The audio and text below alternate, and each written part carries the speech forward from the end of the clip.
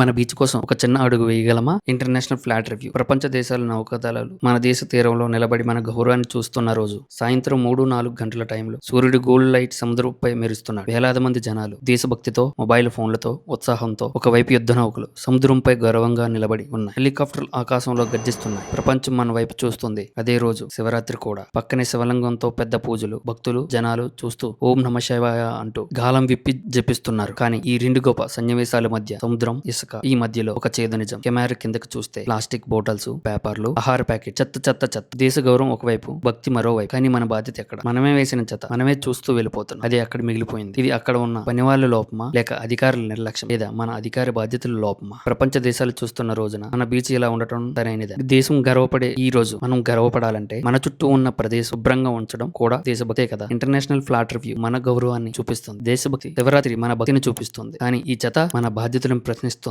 దేశం కోసం జై కొట్టు ముందు మన బీచ్ కోసం ఒక చిన్న అడుగు వేయగలమా?